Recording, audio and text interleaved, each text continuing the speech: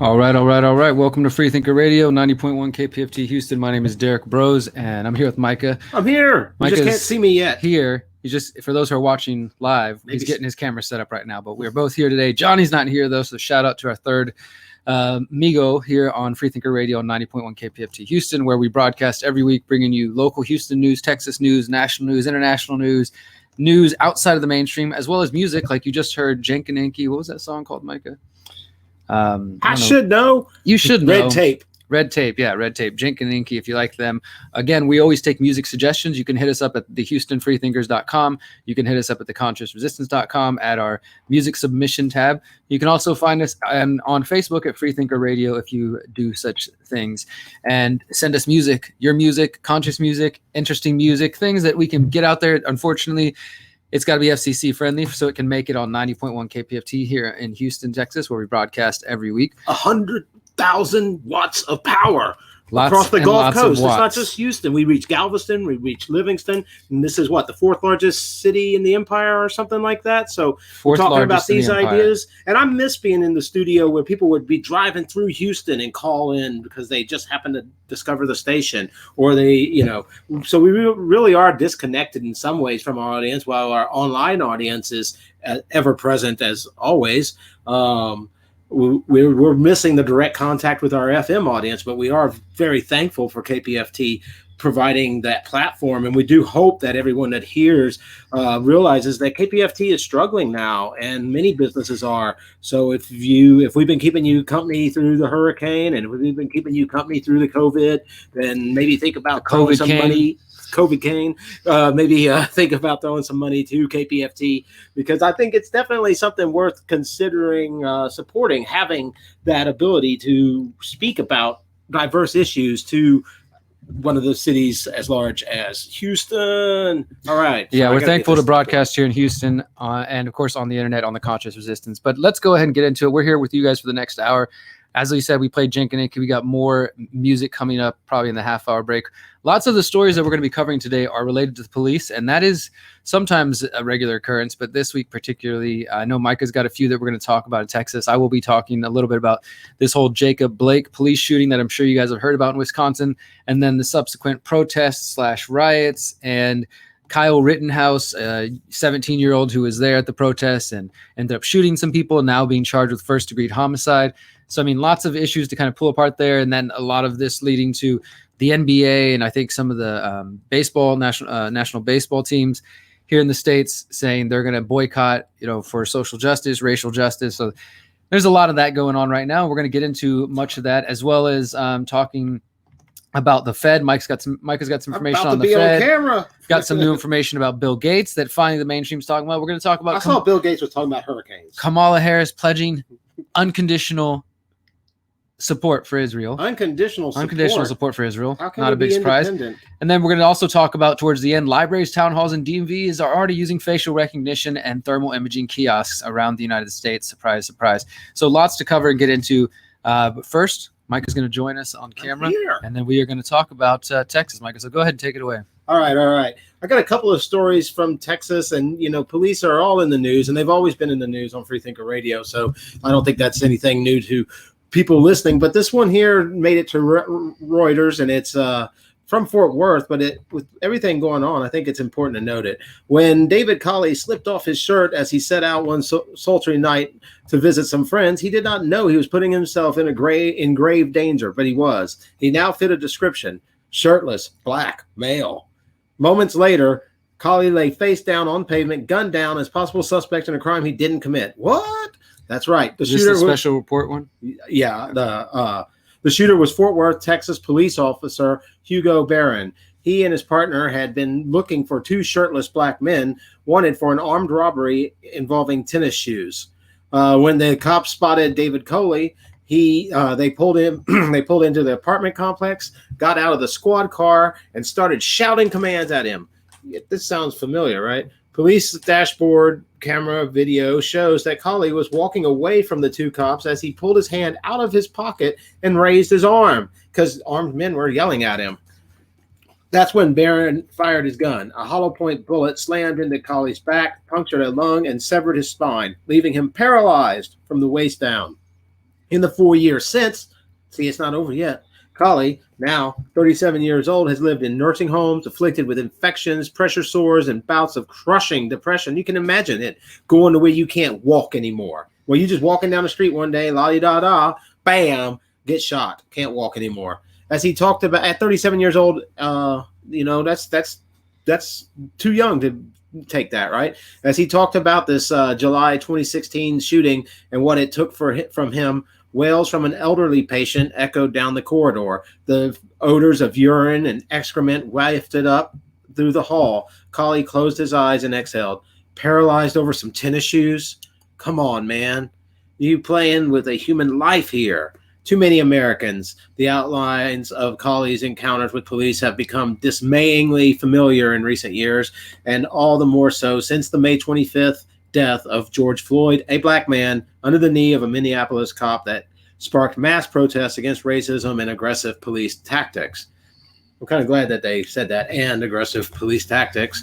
The fate of Colley's attempt at redress has been familiar too, and now underpins demands that police be held accountable when they kill or seriously injure people. Imagine that. How, man, I want to think about this. How are they ever going to be really held accountable? You think they're going to hold that one officer like they did Goins, maybe hold the officer accountable? Is that going to make the guy walk again? Is that going to pay the medical bills? So when we say accountable, how? In a lawsuit filed in federal court in Fort Worth, Colley accused Barron of excessive force, a civil rights violation under the 14th Amendment to the U.S. Constitution. He thought that any money from a settlement or jury award would give him some measure of independence, right? Maybe he could have, his own place to stay. After the shooting cost him his job, derailed his plans to return to college, also thought Barron should be held responsible for what he did. Colley didn't get very far. Barron, who hadn't been disciplined or charged with any wrongdoing for the shooting, like there was nothing wrong as far as they thought, right? Argued that he had acted reasonably on a fear. How do you act reasonably on a emotion like that? Acted reasonably on a fear that Colley was about to shoot his partner. Colley said he took his hand from his pocket to point to where he was going when Barron shot him.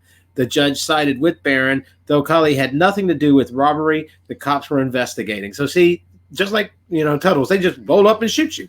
Had no gun on him and was 30 feet away with his back to Barron when the cop fired. 30 feet away and shot in the back, okay, because the other officer there thought he was going to shoot his partner. This is, there's this thing, they say guns make you dumb. This is one of the things, everything becomes scary when you got a gun. The judge ruled that Barron was entitled to qualified immunity. You ever hear that phrase before? Qualified immunity, a legal doctrine meant to protect police and other government officials from frivolous lawsuits, like being turned into a handicapped person. Federal appeals court saying the case exemplifies an individual's being in the wrong place at the wrong time and upheld the court's decision. You shoot me, paralyze me, put me in a nursing home, ruin everything, and I can't get no type of compensation, Colley said. He leaned back in his bed. This ain't justice. I wouldn't think it's justice either. That's crazy. And it goes on further. In a review of 529 cases since 2005, this news organization found significantly differences in how federal appeals courts treat qualified immunities. Plaintiffs fared worse in the court that heard Colley's appeal, the Fifth U.S. Court, where judges habitually follow precedents that favor police. The court granted 64% of police requests for immunity. Like, they don't even have to go to court, right? See what I'm saying? It's like there's no trial.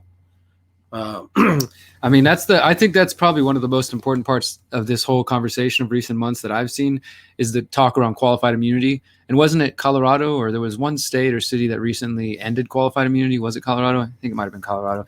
But that, that to me that's a big step because if the cops, it's kind of like for me with the vaccine issue, right? Because we have with the vaccine issue in 1986, they passed a law that made it where vaccine manufacturers can't be held liable. They have immunity in that regard. When it comes to vaccine injuries, there's a vaccine injury court, but that's paid out by the taxpayers, not from actual manufacturers.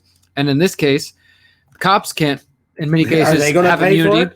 Even if they did pay something, it's coming from the taxpayers. So it's just, I don't know. Those are two areas. And it just seems like if an industry and the police are an industry, that whole, it's protection. It's supposed to be, I guess, in its most idealized version, community protection. It is an industry, and whether people like to accept it or not, we consider it to be public. So we think it's, taxpayer funded and it's beholden to the people, but that's bullshit. Well, I'll have to edit that out.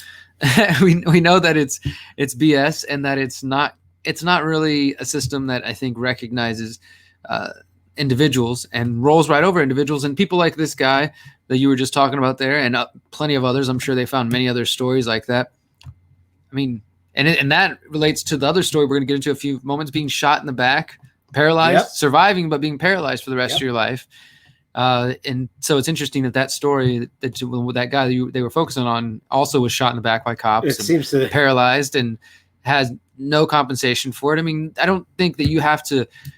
It really shouldn't be a political issue one way or the other to recognize that that's not justice and that's wrong. And it shouldn't be a racial issue whether you stand up for it, right? I mean, obviously there's some disproportionate racism going on in the police department, but you should stand up for this no matter who's being shot, right? Because unless you just love authority, I mean, because these people are just shooting people. They're going to people's homes and shooting people. I'm not saying all of them are, but at the same time, if you look at the Houston news, there's some horrible stuff going on. We got civilians shooting people, and we know we're going to get into that later with another story. But here in Houston, we had a story where people were shooting at cars, and the police shot them. So it's kind of chaos out there. It is. And well, we're 15 minutes into the show now, so we're going to continue on. We are talking a lot about cops today. Micah, before I get into the Jacob Blake thing, I know you had one that was this Dallas, one won't take us long, but I thought this was kind of interesting because it does talk about, I guess, abuse of power.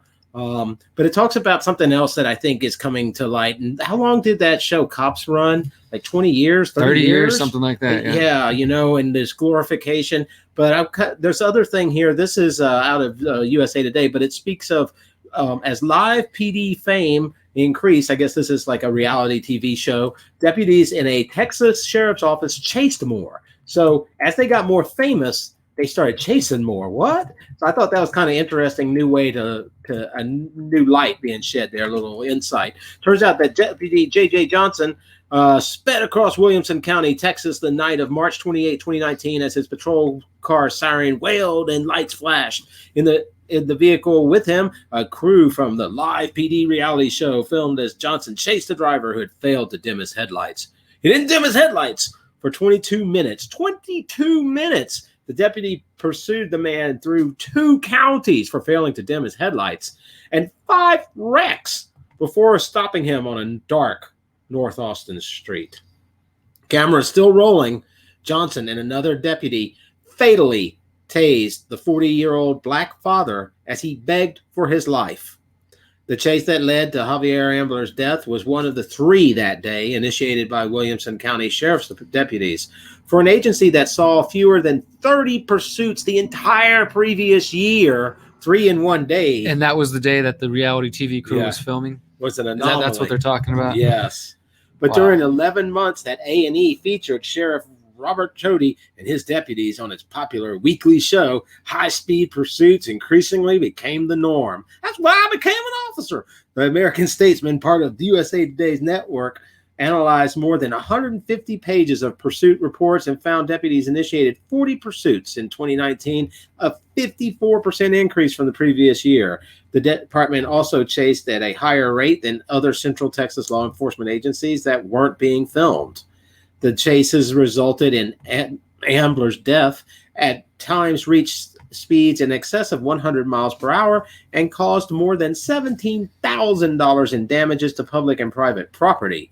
Internal reviews identified policy violations or wrongdoings by deputies in at least 11 of the pursuits. At least 5 resulted in corrective action, a little bit less than half. Half those wrongdoings, a little bit less than half those wrongdoings got some corrective action, Derek, which consisted of verbal counseling. $17,000 worth of damages. But these guys are like frat boys or something, right? Half of the department's 2019 pursuits happened during the 28-week in which live PD crews were filming with the department.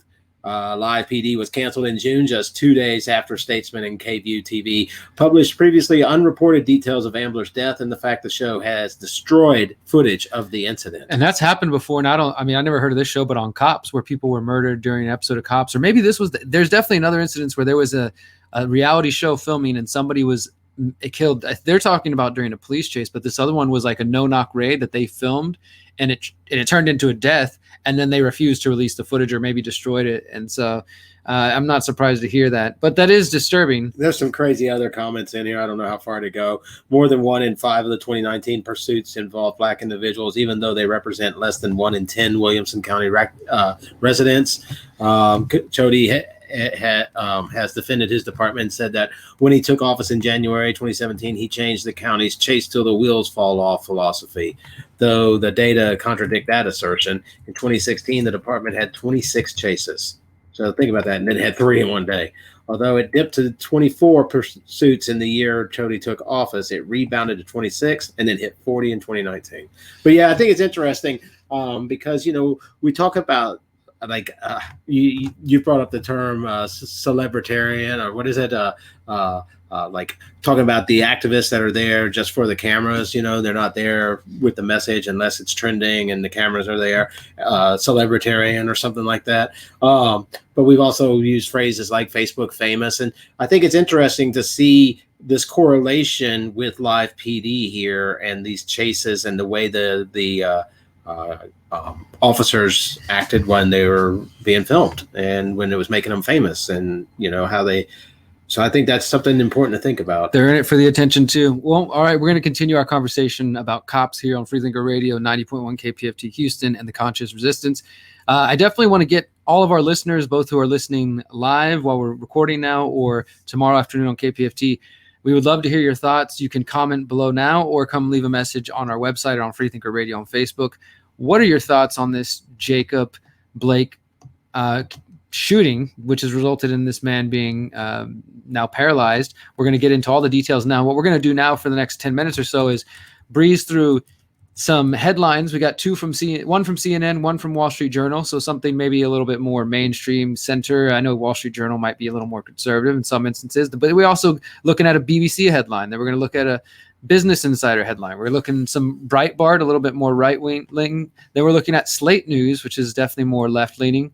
We've got the Houston Chronicle. We're just going through a few of them, getting all the way through the views from left, right, and center of how people are playing this situation, because I know that for some people it's super black and white and super simple, and for other people it's not so black and white, and maybe some of you have no idea what the heck we're talking about. So we're going to get into all of that right now here on Freethinker Radio. We appreciate everybody listening. I do want to say, though, before we continue, for those who are interested, we have launched a podcast page now. If you want to catch up with us on your own time on the podcast, you can find Freethinker Radio on the Stitcher app now. We're working on getting on, on Spotify. Several people have suggested being able to do that. So we're working on doing that. But you can on Pinecast. If you look up pinecast.com, search Freethinker Radio, or like I said, Stitcher, the Stitcher app, and then Spotify. Hopefully soon you'll be able to catch episodes of Freethinker Radio, as well as other information and other episodes from the Conscious Resistance. But all right, let's get into this. Jacob Blake was the name of this young man who has been now the center of focus as everything is kind of hitting the fan again. Another shooting here in the United States. Jacob Blake is handcuffed to his hospital bed. Family says, this is coming from CNN.com. Jacob Blake, who remains hospitalized after sustaining multiple injuries, is now handcuffed to his bed. His family said Blake's uncle told CNN on Thursday that Blake's father visited the Wauwatosa, Wisconsin hospital, where his son is recovering from at least one surgery. He was heartbroken to see that his son was handcuffed. He said, "This is an insult to injury." Justin Blake, his uncle, said he is paralyzed and can't walk, and they have him cuffed to the bed. Why? Blake, a 29-year-old black man, has spent several days in the hospital. A Kenosha police officer shot him 7 times in the back on Sunday while trying to detain him, state investigators said. Kenosha Police and Sheriff's Department, as well as the DA's office, did not immediately respond to comment. So that kind of sets up the basic situation there. Sunday, this 29-year-old black man was shot in the back by Kenosha, Wisconsin officer. There's video of the incident. His kids are there on the scene. And, we're not going to play the video here, but the video is widely available. I think there's several videos now, several angles that have come out. And he's been found now to be paralyzed. And, we're waiting to see how that situation develops. Obviously, people are upset about that, being shot in the back. I don't really care who you are. That doesn't sound like a good situation. It doesn't sound like a wise move for a police officer, somebody who's supposed to be doing the protecting. We looked at the Wall Street Journal. Wall Street Journal has this: Jacob Blake shooting. What happened in Kenosha, Wisconsin? Protests continued after black man shot by white officers, paralyzed from waist down, faces multiple surgeries. So again, in the video, for those who are watching on the screen, you can see right now there's a screenshot and this is, I don't know if you've seen this, Micah, of him standing there kind of walking away with the cop, like with the gun pointed right at his back right before they start to unload on him. And yeah, and as I said, this has resulted in protests around Wisconsin, and protests that have included people peacefully marching in the streets, yelling at the cops, confronting cops, which I think is a healthy part of protesting. And then, yes, other people getting into looting and what some would term rioting and actively fighting cops. We're seeing this, honestly, and I think this is something that we don't want to ignore. I don't want to get too off of the story at hand of Jacob Blake and then where else we're going with this. But I do think that we would be ignorant to as much as I think that seeing Antifa and the alt-right or the Boogaloo Boys or whatever names people want to give themselves fighting in the streets. And now, I don't know if you've seen it, Mike. I mean, it's literally people in helmets. They're full-on live-action role-playing helmets. They're building shields. It's not just the left, because it used to be more of a left-wing thing. Now we're seeing even more right-leaning people coming with helmets, with bats, with weapons. And I'm not getting into about who's escalating what, but the point is now we're at that point, like you were saying before we started the show, we were talking about this. We're at the point where it's like fighting in the streets, gangs fighting in the streets, just different groups, what I think are different authoritarians. And it's starting to resemble some places around the world where things are more organized, like China. We're seeing a lot more of the umbrellas now. We're seeing shields. I've seen in Oregon where there's been a lot of protesting. People are bringing out blowers, yeah, to blow out the gas when it comes in. And just, they're getting more prepared and more, just more experienced about it. And so massive protests taking place, Kenosha, Wisconsin, and police firing pepper balls. And this is, of course, why the protests have continued in Portland as well and other places. And so just to give a little background, it says the Wisconsin Department of Justice said that Kenosha police were summoned to Mr. Blake's home on Sunday after a female caller said her boyfriend was on the premises unlawfully. Officers attempted to use a stun gun to stop Mr. Blake, but it didn't work, the department said. He then walked around his car to open the front door and was leaning forward when Mr. Shesky shot him in the back 7 times. Mr. Shesky was the only officer who fired his weapon, the department said. The department said Mr. Blake admitted to having a knife in his possession and that investigators recovered one from the driver's side floorboard of the vehicle. Ben Crump, the attorney representing his family, said Mr. Blake was helping to de-escalate the situation when officers initially used a stun gun on him. The attorney said Mr. Blake was walking away from police to check on his 3 young sons who were in the car when he was shot. Mr. Blake, 29 years old, lives in Kenosha. So there was a warrant for his arrest filed in Wisconsin Circuit Court on July on charges of criminal trespass, domestic abuse, and third-degree sexual assault. Now, that's just the background. I don't know that means that justify, just for those who want to say, oh, well, now I stopped caring because he has these charges going on. That doesn't justify being shot in the back by the cops. I don't think this cop clearly wasn't in danger when the guy's walking away from him and he's pointing a gun at him, So who shot Jacob Blake? Again, this is Mr. Shesky, who says he served on the force for 7 years. He has been placed on administrative leave along with other officers present. All are cooperating with the investigation. Kenosha DA said that Mr. Shesky was a patrolman officer, not a detective or a manager, so it's not known. And so not known to his office. So that's kind of the background situation. And there's been all these protests. They've been continuing on. That's from CNN. That's from Wall Street Journal. Then we have this other situation that happened just in the last couple of days where the BBC, we're starting with the BBC, Kyle Rittenhouse, who is the U.S. teen who is accused of Kenosha, Wisconsin protest murders. After a black man was shot 7 times, as we just talked about, Jacob Blake, we now have the third night of demonstrations where a 17-year-old boy, and there's lots of videos of this that are online, and I can play a little clip. It won't have audio, but we're just going to play the video of it. You can see some of the scenes of the protest in Kenosha. 17-year-old boy allegedly fired on protesters with a military-style semi-automatic rifle. I like the way they write that, military-style, killing 2 and seriously injuring a third. And this has been a big topic of debate. This guy, Kyle Rittenhouse, he killed 2 people because he fired his gun. And now they showed up at his house, as we're going to show you guys in just a moment. They showed up at his house and arrested him, and now they're charging him and maybe even his mom, because his mom apparently gave him a ride to the protest. And he said he was there to defend one of the businesses that apparently he did work at or was associated with. I've been trying to dig deep into both sides.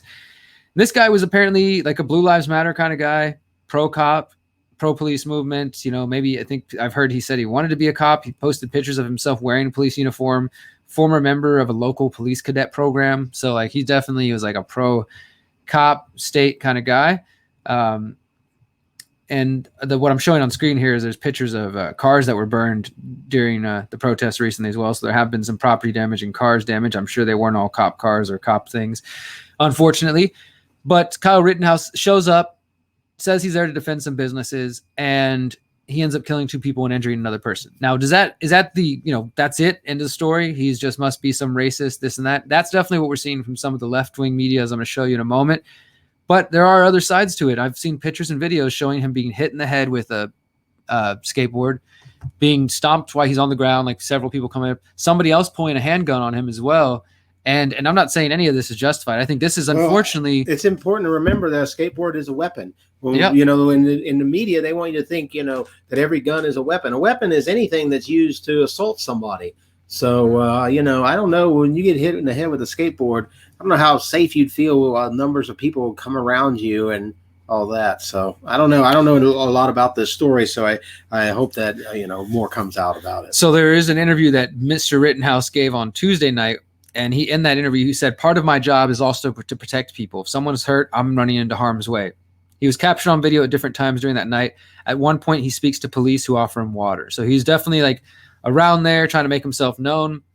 That sounds like he's trying to do something. That he is in his mind trying to protect his community or an area that he has a care and concern for. Later, he is shown, and that's what I'm saying, these videos show that he's being chased by a group of people, which appears to fire into the air. The teenager turns to see where the sound is coming from as another person tries to attack him. At that point, he appears to shoot the man in the head. So, that's what I'm saying. He's being chased. Somebody fires a gun. He has a gun on him. He probably thinks, they're trying to kill me, and shoots. Now, I'm not saying that justifies anything. I will leave that to the courts of whatever, if you want to. But if he had that, immunity, qualified immunity, there'd be no questions, right? And I do want to say he was afraid. Well, if he was a cop, yeah, he could get away with it no matter what because he was afraid and he qualified immunity. I do want to say that they haven't released the names of the victims, 26-year-old from Silver Lake, Wisconsin, and 36-year-old from Kenosha. And 26-year-old is expected to recover from the injuries. Police have not named who they are.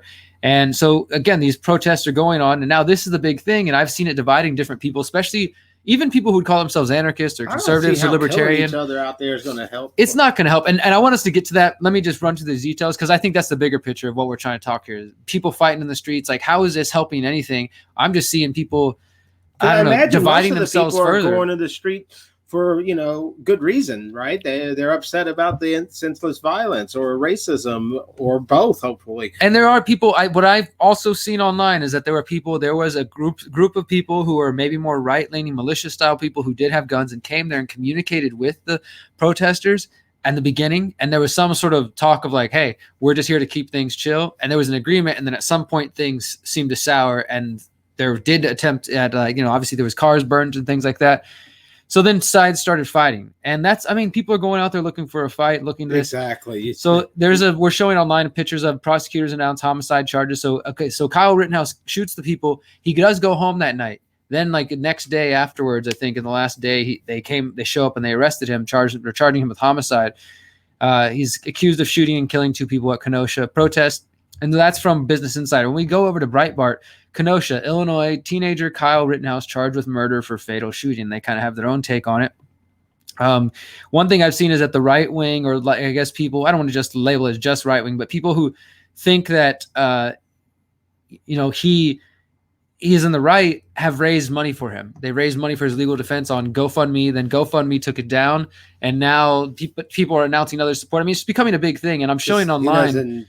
There was apparently legal defense or something. There was apparently a picture of him from just a week ago, where taken by Getty Images, showing volunteers cleaning up from a high school near the Kenosha County Courthouse following another night of protest. And there's all these volunteers out there just cleaning up the tagging and the spray paint. And it appears to show him in one of the pictures. He might have told someone, stop spray painting. He's staring right at the camera. He's the only person I don't know why. I just find that kind of weird that the picture they find of him, the one picture that shows him clearly cleaning up spray paint, and he's the only person facing the camera looking right at it. But that's one heck of a coincidence. So anyways, the point is that this guy was out there. He'd been interviewed in a few different people. This shows this journalist Elijah Schaefer says, I spoke with the alleged shooter earlier in the night, who stated he was there to protect property. He did not make racist comments, condemn BLM, or mentioned political motivations. He said there he was there to protect property and was carrying a firearm, and that was it. And then Slate, which is more left-wing, Kenosha police chief blamed protesters for their own deaths and defends vigilante groups. And the chief of police, Daniel Miskinis, gave a press conference, and he basically said, that there was a curfew, and I'm not going to make a big deal of it, but the point of the curfew is to protect people. Had they not been out in violation of that, perhaps the situation would have folded different. No, everybody staying at home always. Everybody's just like, shut up, chief. No, we don't need your opinion on this. And then even coming from here in the Chronicle, it says there are now calls once again to fire Tucker Carlson after Fox News host slammed for comments about the Kenosha protesters, saying some things that are upsetting some people. And this is from his Twitter account. Kenosha devolved into anarchy. Somebody tell Tucker Carlson this is not anarchy, because the authorities abandoned the people. Those in charge from the governor on down refused to enforce the law. They've stood back and watched Kenosha burn. Are we really surprised that looting and arson accelerated to murder? And this is one of the kind of calling cards of the right I've seen lately, is that the Democrats aren't doing enough in these cities, or because of these calls to defund the police. And it does seem to be, we talked about how the Seattle police chief recently resigned after she said, they've taken up so many tools away from me, I can't really do anything. So that is real, that there are some departments who feel like our hands are tied, and then you get mass protests and they don't know what to do. Just kind of wrapping this up, video analysis shows that Kyle Rittenhouse did not shoot first. And again, it shows him running away. You see somebody with a handgun firing into the air. There's a new video, and there's a link to it at 23:19 in the video. Rittenhouse is seen in this YouTube live stream. He's being chased into a parking lot. While he's being pursued, an unknown gunman fires a shot in the air. And then it's after that he turns around and fires back. And apparently was a good enough shot. He shot the person in the head. And then Slate, again, the conservative defense of Kyle Rittenhouse is dangerous nonsense. White Americans' most heinous acts of violence can always be justified by their ideological allies. So just to kind of show you where the different sides of how people are doing this, and they're basically saying that they'll do anything to defend somebody who was supportive of the cops or to be against Black Lives Matter, and I'll leave you to decide that. Sounds like he wasn't being against Black Lives Matter, though. No, but they're trying to frame it like that. Yeah. And then just a wrap up of that, Breitbart talking about how the baseball, the A's are not playing their finale at Texas to support racial justice, and this is a part of a larger trend where the basketball players are also boycotting right now. The MLS, WNBA games have also been postponed. I don't really watch sports, but the point is, they're saying that this is all a reaction to these protests and to these shootings and everything going on, that they're basically like, we're not going to play. I think they said in basketball, we're still going to continue our season. We're not going to abandon it completely, but we're going to pause and boycott for the moment to have a moment to talk about this. I know I just said a whole lot, but what do you think, Mike? I mean, we've got this original shooting of a guy in the back, that leading to the protest and all that, some looting, clearly some rioting, some burning of cars. Now this guy killing two people, and that's become like the topic of conversation about it now, instead of how the cops are killing people and shooting people in the back. I mean, and people are fighting in the streets. What did you say it was earlier, Europe? Yeah, it does seem sort of like, the pre-fascist Europe, right? While the socialists and the others are, basically having ideological battles on the streets. And it's weird because I don't really understand it, because as we've talked about over the last few weeks, wait a minute, why are these people even fighting? When all of a sudden did the right want so much more government that they wanted to not talk about defunding part of it? And when did the left become so unconcerned about safety? So I don't know, but I did have some other stories that I wanted to get into, but one that I did want to talk about just for a moment. I don't know. I did send you the link on this one, Derek, but it's not one of the ones we talked about earlier, but it's the one where we're talking about the woke corporations supporting Black Lives Matter and meanwhile bankrolling the police. I think setting that behind what you were just talking about is really important, because it's sort of like, how we talked about COVID, maybe, COVID being at least good cover for the banksters, to print more and to do more stimulus and more bailouts, those sort of things. I feel like some of those things are going on with this too, where it's providing good cover.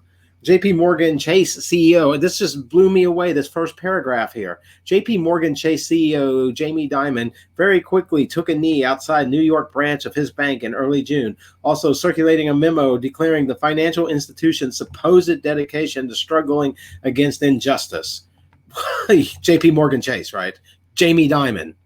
Let's be clear. We are watching, listening, and want every single one of you to know we are committed to fighting against racism and discrimination wherever and however it exists. He and his company's diversity chief wrote together. I think we also need to be concerned about authoritarianism, right? Because even if it's like equally balanced violations of civil liberties and rights, then that's not better. In the wake of worldwide public outrage over racist police violence, many of the U.S. largest corporations rushed to publicly align themselves. And I think this is some of what you're talking about with the sports too. Publicly align themselves with the growing movement for Black lives. Yet a new report from the Public Accountability Initiative exposes how corporate America is actually bankrolling police departments across the country, including many of the same ones facing scrutiny over racist practices. And I think that's an important, aspect of it, because, there's more than one side of each coin. So I figured it fit with what we're talking about. I think that's trying to be part of what's trending, trying to appear that you're on the right side of something. Clearly, Black Lives Matter. Clearly, police kill people. Clearly, police, the other thing is statistics a lot of people talk about is the amount of natives that have been killed by police as well. And there's so many issues, all these different groups of people matter. And it's important that these conversations happen. But when you have a movement that's getting backed up by Chevron, JP Morgan, Nike, Coke, and all these people that are all making all these giant promises, and it's kind of coinciding with talks of this great reset and how we need to address systematic racism and reset the economy. We're going to get into that in just a moment. It feels like, all right, maybe we should stop and rethink the movement we're building or that we're being swept up with, Yeah, because not to say the issues don't matter. It doesn't feel so street. It doesn't feel so organic in some ways. No, it doesn't. Well, we're going to go to a quick song before we continue. Micah's got some Fed news, and I'm going to talk briefly Bill Gates, and then we'll probably start wrapping it up there. But we do have another song. And the thing is, the street should care about this. They should care about it. People should. I mean, that's the thing is I think this is, to me, a big problem is that people see the stuff we're talking about, the problems, and then because of that, they completely disassociate and say, well, I'm not going to pay any attention at all then because it's all fake, co-opted, etc. I'm not going to hear any of the cries of these people. When we can be like, hey, it's wrong for this guy to get shot in the back, no matter what color he is, and we should talk about that and not let ourselves be divided by the issue instead of addressing it. But we're going to go to a real quick song and then come back and continue here on Freethinker Radio, 90.1 KPFT Houston. This is Power Through People, History. Check it out. We'll be right back. Turning out young people as clones of our sense of reality we want them to have, because they're controllable. And we'll call it education. And it means that we'll take children from their parents at a very early age and we'll keep them there about 5 days a week at least, all the way through their formative years, and we'll pound them every day with our version of reality.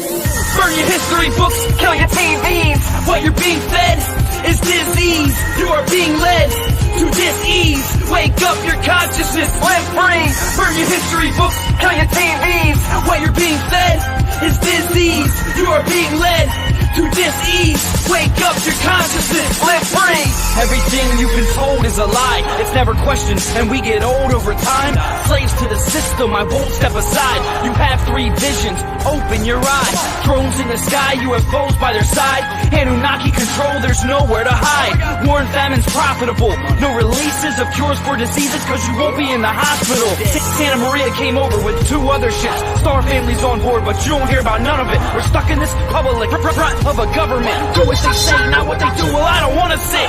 Stop paying taxes, eat local, gain wisdom, seek global. Don't let the system control you. Remove the blindfolds for your own view. Burn your history books, kill your TVs. What you're being fed is disease. You are being led to dis-ease. Wake up your consciousness, live free.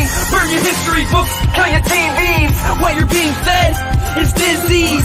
You are being led to dis-ease. Wake up your consciousness, live free. Wake up, America, you passed out. Hey yo, wake up, can you hear me? Yeah, you blacked out. And that's how these corrupt gas cows created a black cloud. Now they acting like they don't want to back out the black house. Yeah, we getting killed while the president laughs. They created a system that was destined to crash. It's gonna fall, and when it does, it's gonna come down fast. And we gon' need a lot more than just our bug out bags. These gun-free zones say it's safe to walk. You can't get raped abroad. If you do, just wait for cops. Maybe not, just pray to God you can just stick on. Meanwhile, shots are going off in the Navy Yard. From here to Kenya Mall, how can we tolerate it for any longer? Ain't it time that we make a call? We can't evolve and there's no hope for survival if we don't start to wake up and begin to open our minds up.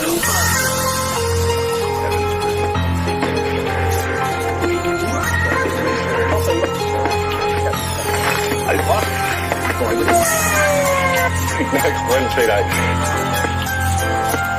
Gonna get it hammered. At a young age, taught to obey. Kill your brain cells, soda benzoate. This is Plato's allegory of a cave. We're living in the dark, imprisoned in our ways. Like sheep in a herd, we go about our days.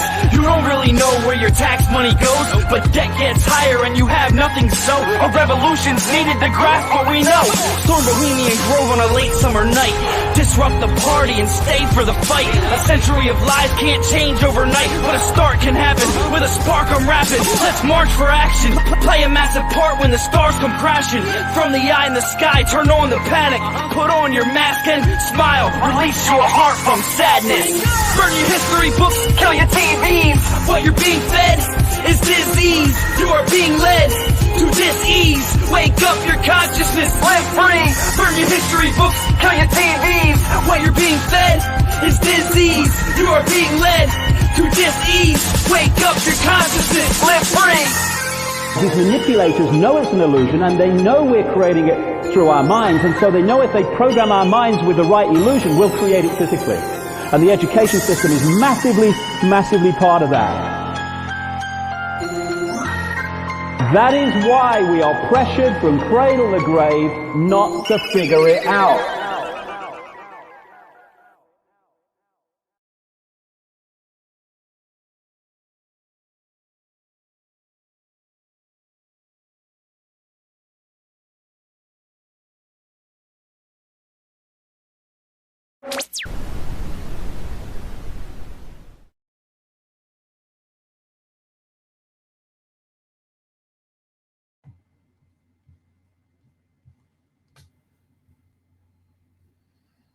All right. Welcome back to Freethinker Radio, 90.1 KPFT Houston and the Conscious Resistance. Hope you guys enjoyed that. That was PTP, Power Through People.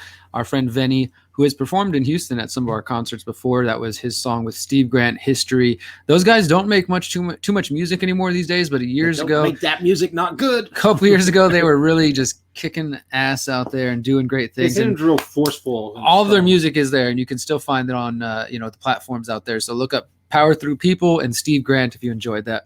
All right, Micah, go ahead and let's get into this. I got a little bit from the Wall Street Journal. The Fed's out there. You see the market's up because they did something, right? Yeah, because that's the economy now, right? The stock market. But here we go. Federal Reserve officials. I love this. The way the headline reads from Wall Street Journal. Federal Reserve officials lay out how much inflation overshoot could be acceptable. We know how they already target 2% per year, which means your purchasing power in 20 years would lose almost half if everything went according to plan.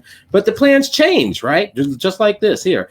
Federal Reserve officials spoke in the wake of the announcement of the central bank's new approach to inflation targeting, which shed light on how much of an overshoot of the central bank's 2% target they're willing to accept, right? As if they're in absolute control of this stuff, as if, this isn't a result of their actions, that they're willing to accept this inflation, the watering down of your savings. Oh, goodness. The policymakers, Robert Kaplan of the Dallas Fed and James Bullard of the St. Louis Fed, spoke separately in television interviews Thursday, weighing in after the Fed had said earlier in the day that it would allow inflation moderately exceed its official 2% goal if price blah blah blah. But I want to get on to the other article here from Guardian. I guess that's UK, right? Because it gets into some other aspects of this, and I thought this was really interesting. Federal Reserve Jerome Powell, that's the chairman, announces new approach to stimulating the U.S. economy as it happened. It's so high tech, it's so advanced. He's saying it as it's happening. I was like, what a headline, right? So I thought that was a bit much. The closing summary, Federal Reserve adapts to a new inflation era. See, that's a lot better than saying what they could accept, adapts, right? Because they're not in control of this. They can control how much money they're printing, but the minute they quit printing, they're going to have bigger problems because they got everybody screaming for the stimulus, right? For the unemployment checks, for the bailouts, the whole other round of corporations. Long anticipated Federal Reserve Chair Jerome Powell has delivered to a new approach to monetary policy for the central bank. It will tolerate inflation rising above 2%. for short periods of time. That's very subjective, right? Short periods of time. This means the Fed will likely be more comfortable keeping its extraordinary stimulus measures in place for longer as it waits for the labor market to heat up and the economy to recover. Symbolically, it is marked departure from the days of Paul Volcker, Powell's predecessor, who made his name fighting against inflation, even at the cost of a recession. So is this just the Fed sort of admitting to trying to create inflation here? They're admitting to that. Or just allowing it to happen? They're basically admitting to that they can't. They're not admitting that they're not controlling something. They're saying that because of this environment and the jobs numbers, we're going to tolerate a little bit more inflation, print a little bit more money. We're going to tolerate it because things are so rough. In practice, however, it is questionable whether it changes what the central bank has even been doing. Hugh Briscoe, a global fixed income portfolio manager at Goldman Sachs, says investors have been worried that changes to monetary and fiscal policy raise inflation risk in the future, but we think these concerns are overblown. Our view is the Fed's adoption of average inflation targeting today. One thing I thought was interesting is they're still talking about keeping interest rates at zero while inflation cruises above 2%.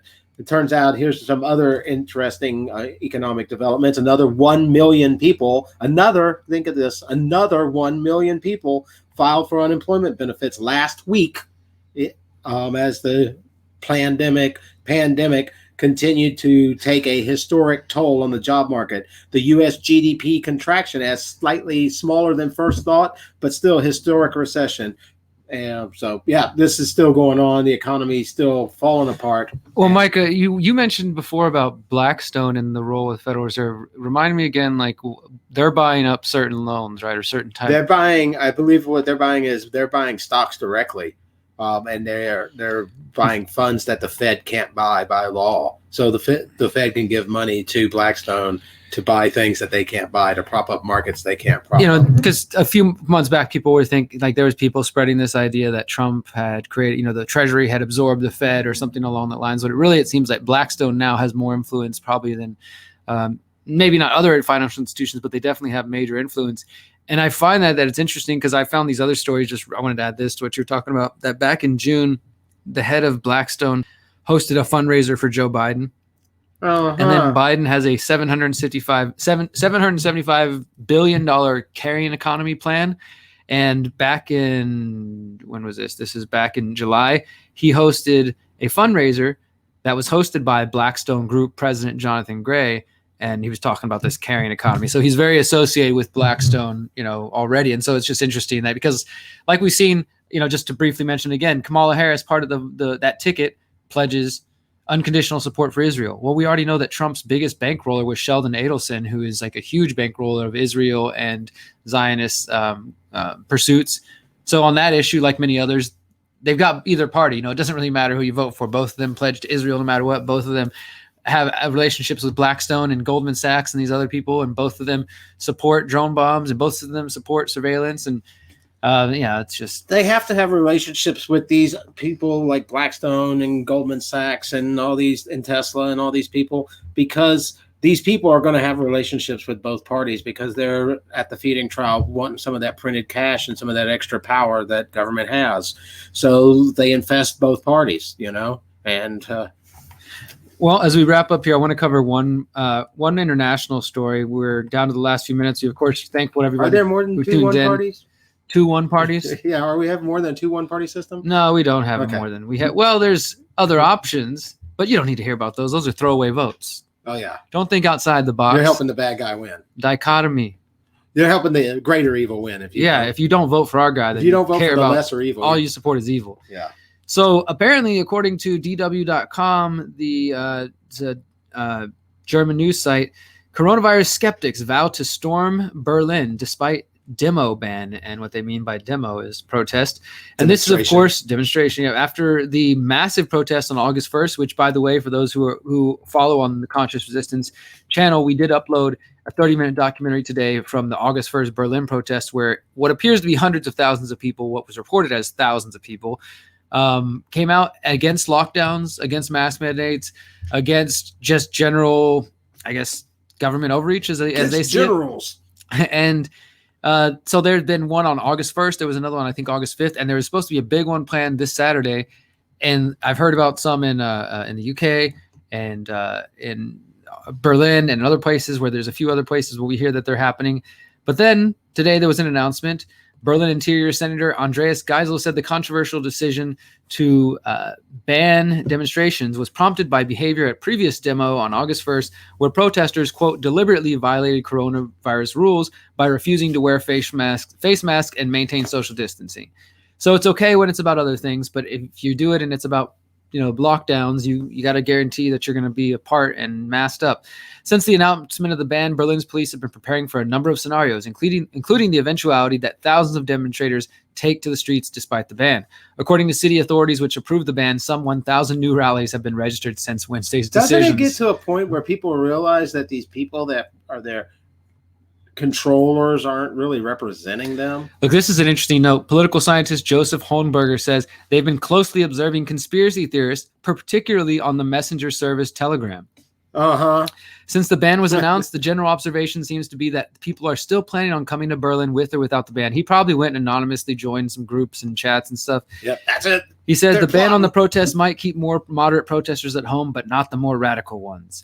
Organizers are calling themselves are indeed adamant that protests will go ahead with or without permission. So I've personally talked to people who say, yeah, we're still planning to go out there. There's going to be big protests. So just to let you know, because I did see some comments whenever there was protests back in the early part of the summer. There's not so much here in the US, but there was in the early part of the summer, some people protesting lockdowns and masks. And I saw some folks online commenting things like, oh, of course you're American. Of course those are Americans. Only Americans are, like I told you before, only Americans are so stupid enough they care about individual liberty. But that's actually not true. There are people protesting against government overreach in response to coronavirus in Australia and India. Johan, who's a contributor to this same channel that we put our podcast on, he's from India, and he helped organize this big burn your mask day. And look, whatever your thoughts are on that, that was his form of expression. And that's what they did. And it went viral in Indian media. They got interviewed, and of course they got called conspiracy theorists. But just this week, YouTube took that video down off our YouTube channel. They decided that video is not allowed to be out there. It was burning masks and talking about why you don't think the science is legitimate or why you question the science. And it was even an Indian soldier was talking about why he didn't support the mask. I mean, it was a good compilation of just different Indian citizens. And then they had a sort of mainstream media respond. Don't get rid of those pesky things like ideas and opinions and the desire to understand on your own. It's crazy. And the last thing I'm going to mention as we wrap up here, finally, someone in the mainstream media actually called out Bill Gates, and at least partially the mainstream media. I would consider the Columbia Journalism Review to be mainstream. They might not be well known. It's not like CNN, but it's a mainstream organization, journalist outlet. And they published a report from independent journalist Tim Schwab called Journalism's Gatekeepers, and I recommend everybody check it out at cjr.org.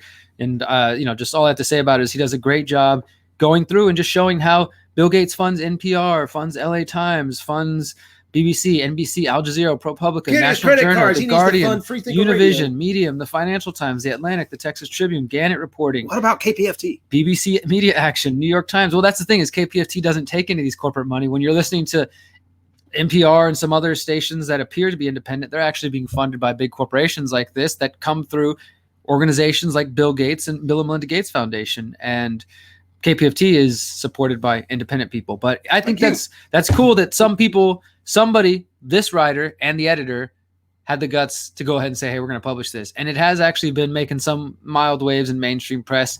But for the most part, it probably will be ignored because he does control, Bill and Melinda Gates do control a large influence in the media. And people don't recognize that. Whenever they see a story and they're interviewing different people and all three experts are tied to the Bill and Melinda Gates Foundation and the outlet itself has received money from the Bill and Melinda Gates Foundation and things of that sort, it's a lot more common than people recognize. But all right, we're going to get out of here for today, guys. Thank you so much for listening every week. Thank you for your comments. Loved all the thumbs ups. Didn't get in the comments as much. Johnny's not here. I don't know. We got to blame Johnny for it. That's it. We didn't get into the Johnny will be with us next week. We have one more show together before I head to Mexico. Head back to Mexico. And we'll be doing that next week. We'll talk all about some exciting things, hopefully more positive news and less police shootings and people fighting in the streets. But whatever you're doing. Oh, God, they're talking about Q and all kinds of Try not to get divided out there so crazy in the streets. Try not to get divided. Try not to get just conquered, divided and conquered. All that stuff. I think that's what they're trying to do. Keep your eyes on the prize. Keep your eyes on the prize. Keep your principles with you. Until next time, this has been Freethinker Radio. Thank you guys for listening. Peace. Peace.